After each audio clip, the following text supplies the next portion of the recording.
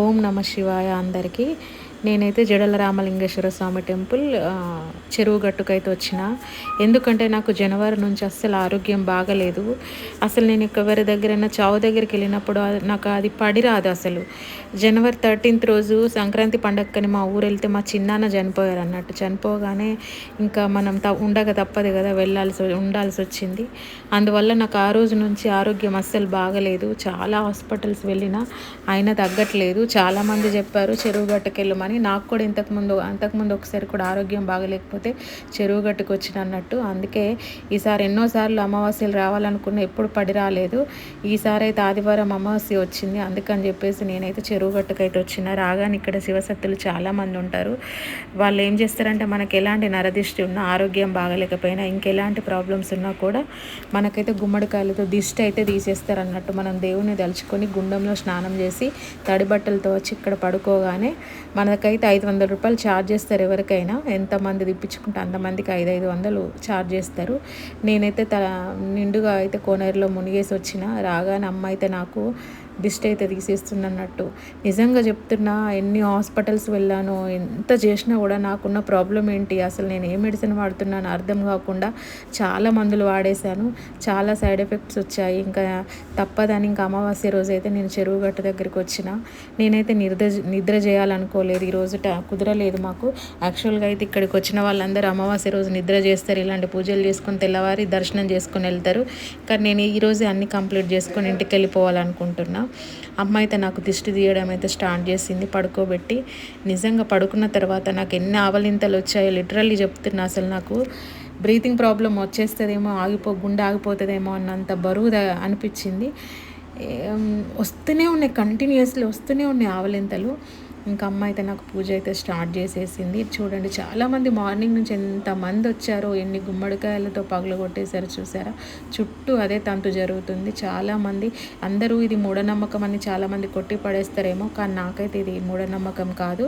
నేను ఎక్స్పీరియన్స్ చేసిన, నాకు ఇది తెలుసు ఇక్కడికి వస్తే మంచిగా అవుతామని. ఒక్కొక్కరు అయితే ఇంట్లో 5-6 మంది ఉంటే 5-6 మంది కూడా దిష్టి తీపించుకుంటున్నారు. ఎందుకంటే ఆదివారం అమావాస్య కలిసి వచ్చిందని. నేను కూడా ఆ ఉద్దేశంతో వచ్చి అయితే నా ఆరోగ్యం బాగా చేయించుకోవాలని అయితే వచ్చిన. దేవుడి దయ వల్ల ఈ రోజుకి నాకు కుదిరింది. పూజ అయితే నాకైతే అమ్మ వాళ్ళు స్టార్ట్ చేశారు. నేనైతే 500 రూపాయలు కట్టి ఇంకా కింద పడుకున్నా. వాళ్ళు దేవుడి పాదుకలు, తర్వాత పసుపు కుంకుమ ఇవన్నీ పెడతారు. తర్వాత గుమ్మడికాయ మీద కూడా దీపం పెట్టి ఆరతిచ్చి మన మీద దిష్టి తీసినట్టుగా మన వీపు మీద పెడతారు. నేను అనుకున్న ఇదంతా ఫస్ట్ స్టార్టింగ్లో, నేను అంతకుముందు వెళ్ళినప్పుడు ఇదంతా నేను కూడా ఫేక్ మూఢనమ్మకం అనుకున్నా, కానీ కాదు. నిజంగా నేను దీన్ని ఎక్స్పీరియన్స్ చేసిన, నాకు మంచి జరిగింది. మళ్ళీ చాలా సంవత్సరాల తర్వాత మా చిన్నాన్న చావుకు వెళ్తేనే నాకు మళ్ళీ ప్రాబ్లం స్టార్ట్ అయింది అన్నట్టు. ఎందుకైందో తెలీదు. నేను చావు దగ్గరికి వెళ్ళినప్పుడల్లా నాకు హెల్త్ బాగోదు. ఎందుకు అవుతుందో కూడా నాకు కూడా తెలియదు. ఎవరికైనా తెలిస్తే కామెంట్ బాక్స్లో కామెంట్ చేయండి. నేనైతే ఇంకా గుమ్మడికాయతో వీటన్నిటితో దిష్టి తీసేసుకుందామని వచ్చేసిన. అమ్మ కూడా నాకు స్టార్ట్ చేసింది. నేను మంచి నమ్మకంతో వచ్చిన, దేవుడి మీద భారం వేసి జడల రామలింగేశ్వర స్వామి ఇకనైనా నన్ను మంచిగా చేపిస్తాడేమో అని చెప్పేసి నేను ఇంత దూరం వచ్చిన. కాళహస్తికి కూడా వెళ్ళిన, ఏదైనా గ్రహశాంతులు ఉన్నాయేమో అని. అక్కడ కూడా నేను రాహుకేతు పూజ కూడా చేయించడం జరిగింది. అయినా సరే నేను ఆరోగ్య సమస్యల నుంచి బయటపడలేదు. అందుకనే దేవుడి మీద భారం వేసి నేనైతే ఇంత దూరం వచ్చిన. ఇంకేం చేసినా శివయ్యనే, నీట ముంచినా తేల్చినా కూడా శివయ్యనే. శివుడు ఆజ్ఞ లేకపోతే చీమైన కుట్టదని అంటారు కదా. అందుకని చెప్పేసి నేను శివుడి మీద ఆజ్ఞతో ఇంత దూరం అయితే వచ్చిన. అసలు నేను అనుకున్న 11 గంటల వరకు ఎవరు జనాలు ఉండరులే, తొందరగా పూజ చేయించుకొని ఇంటికి వచ్చేద్దామని. కానీ నేను వచ్చేసరికి దాదాపు 1000 పైగా మంది, అంత కుప్పలు పడిన చూడు. దాదాపు 8,000 మంది వచ్చి ఉంటారు. నేను 1000 అనుకుంటున్నా, కానీ చాలామంది వచ్చి ఈ పూజా కార్యక్రమాలు అయితే ఫినిష్ చేసుకొని అయితే పోతుర్రు. కొంతమంది నిద్ర చేయడానికి వస్తారు, కొంతమంది తిరిగి వెళ్ళిపోతుర్రు. మేమైతే ఈసారికి నిద్ర చేయట్లేదు. నెక్స్ట్ టైం అమావాస్య రోజైతే ఖచ్చితంగా నిద్ర చేస్తే, ఎందుకంటే నేను ఇప్పుడు వీడియో తీసి ఈ రోజుకి 1 వీక్ అవుతుంది.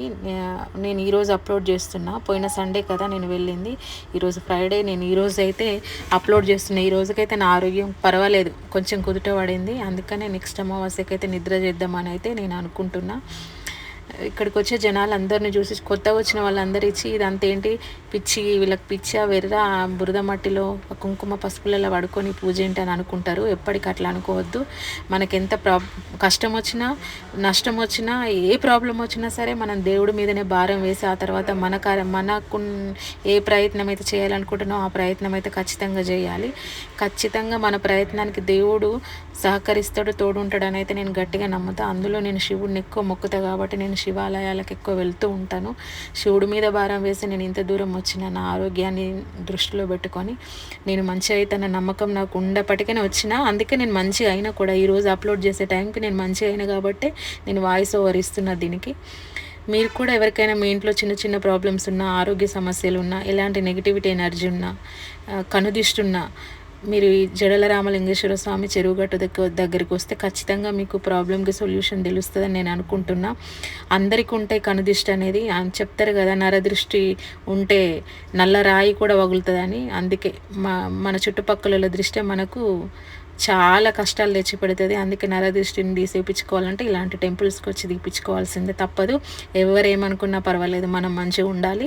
మన వల్ల ఇంకెవరికి నష్టం జరగకుండా మన కార్యక్రమాలు ఏవో మనం చేసుకొని వెళ్ళిపోవాలి, అంతే సింపుల్.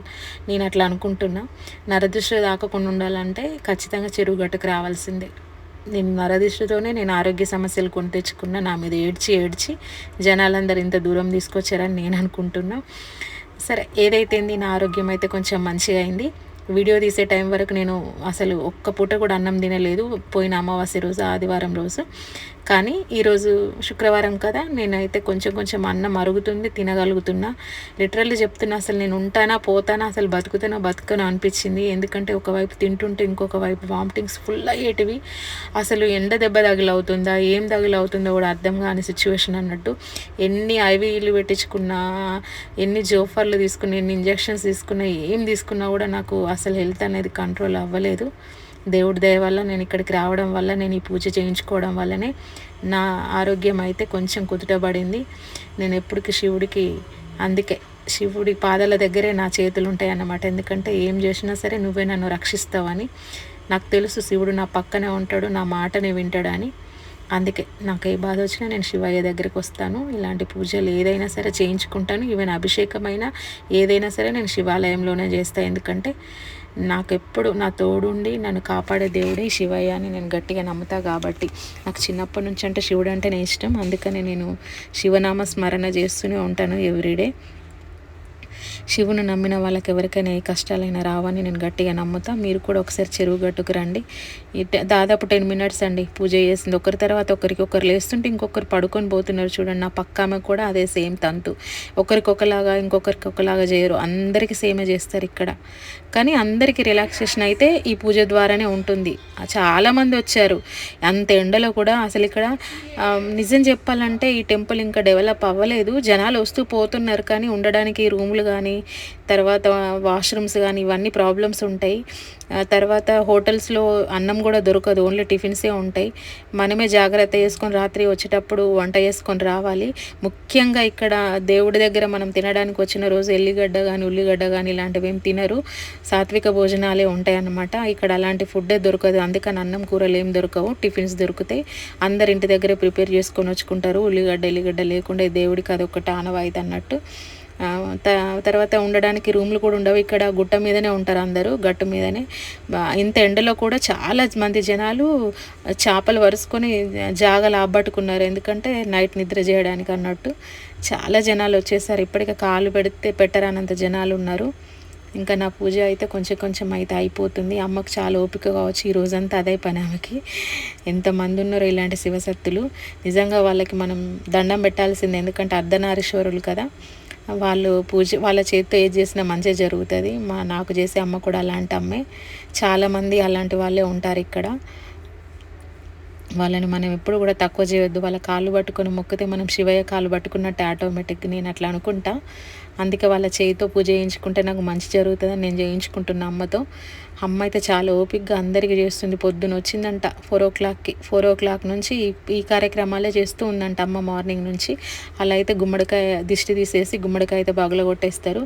ఆ తర్వాత నిమ్మకాయ, తర్వాత పసుపు కుంకుమ అన్నీ చల్లి మళ్ళీ కోనేరులోకి వెళ్ళి స్నానం చేసి ఆ బట్టలు అక్కడే వదిలేసి వేరే బట్టలు వేసుకొని వెళ్ళమంటారు. ఒకవేళ ఎవరైనా బట్టలు తీసుకురాకుండా ఈడికి వచ్చినాకనే ఈ పూజను చూసిన తర్వాతనే మేము కూడా చేపించుకుంటామని ఎవరైనా అనుకుంటే కూడా బట్టలు వదిలేయకపోయినా పర్వాలేదని చెప్తుంది ఈ అమ్మ. బాగానే చెప్తుంది.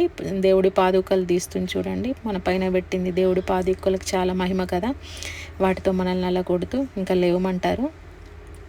నేనైతే లేచాను. ఇంకా లేచి కోనేరులో వెళ్ళి గుండంలోకి వెళ్ళి మళ్ళీ స్నానం చేసి బట్టలు వదిలేసేయమన్నారు. తెచ్చుకున్న వాళ్ళకైతే పర్వాలేదు ఉంచేసుకోండి అని కూడా అన్నారు. ఇంకా ఎందుకైనా సరే వదిలేస్తేనే బెస్ట్ కదా, మనకున్న నెగటివిటీ మనకున్న అన్నీ. చూడండి, ఆ తాడుతో కొడుతుందమ్మా. నాకైతే బ్లడ్ క్లాట్ అయింది, చాలా నొప్పి వచ్చింది. అది మెల్లగా కొట్టన్నా కూడా వదులుతలేదు. 3 ప్లేసెస్ 4 ప్లేసెస్లో కొట్టి అవి మొత్తం నాకు బ్లడ్ క్లాట్ అయింది, చాలా పెయిన్ వచ్చింది. సరే, మనకు మంచి జరుగుతుంది అన్నప్పుడు ఆ చిన్న నొప్పిని భరించక తప్పదు కదా. వాళ్ళే మన శత్రువు కాదు కదా, మనల్ని కొట్టి నొప్పించడానికి, మనకు మంచి జరగాలని కదా వాళ్ళు చేస్తున్నారని చెప్పేసి ఇంకా నేనైతే లేచాను. లేచి ఇంకా గుండంలోకి వెళ్ళిపోయాం, స్నానం చేసుకున్నాం. మళ్ళీ ఇంకా ఏముంది, చాలామంది జనాలు నాలాగే అందరూ నేనైతే ఎలాగైతే శివయ్యని నమ్ముకొని వచ్చాను, ఇక్కడికి వచ్చిన జనాలందరికీ కూడా ఆ శివయ్య తోడు ఉండాలి, ఆశీర్వాదం ఉండాలి, ఆయన చూపు ఉండాలని కోరుకుంటున్నాను. ఎందుకంటే నాలాగా 3-4 మంత్స్ నుంచి, కొంతమంది ఇయర్స్ నుంచి హెల్త్ ఇష్యూస్తో బాధపడే వాళ్ళు చాలామంది ఉంటారు.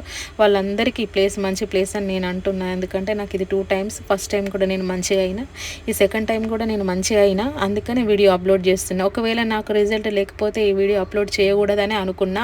అందుకని నేను ఇన్ని రోజులు మామూలుగా షార్ట్ పెట్టాను కానీ సాంగ్తో, కానీ నేను వాయిస్ ఓవర్ ఇవ్వలేదు. నాకు మంచిగా అయితే నేను వాయిస్ ఓవర్ ఇచ్చి నేను ఈ విషయాన్ని అందరికీ తెలిసేలాగా చెప్పాలి, అందరికీ ఎక్స్ప్లోర్ చేద్దామని అనుకున్నా. అందుకనే ఇంకా చేస్తున్నట్టు నేనైతే గుండంలోకి వెళ్ళి స్నానం అయితే మళ్ళీ చేసేస్తున్న. దేవుడా, నాకున్న ఆరోగ్య సమస్యలు, తర్వాత నాకున్న ఏ సమస్య అయినా సరే, దిష్టి అయినా సరే, కనుదిష్టి అయినా సరే, నరదిష్టి అయినా, ఏది ఎలాంటి నెగటివిటీ అనేది నా వైపు లేకుండా చూడు అని చెప్పేసి మళ్ళీ నేనైతే గుండంలో స్నానం చేస్తున్నా. ఈ గుండంలో అయితే చాలామందికి దేవుడు వస్తుంది. ఎంతమంది ఊగుతున్నారో, ఎంతమంది అరుస్తున్నారో దేవుడితో. నిజంగా చిన్న చిన్న పిల్లలకు కూడా దేవుడు వస్తుంది. నేను ఇదంతా ఫేక్ మూఢనమ్మకం అనడానికి కూడా లేదు. ఎందుకంటే చిన్న చిన్న పిల్లలు అయితే యాక్టింగ్ చేయరు కదా, ఏమో తెలియదు. దేవుడు మరి వాళ్ళపై వైపు ఉండొచ్చు. వాళ్ళు ఏ జన్మలో చేసుకున్న అదృష్టము.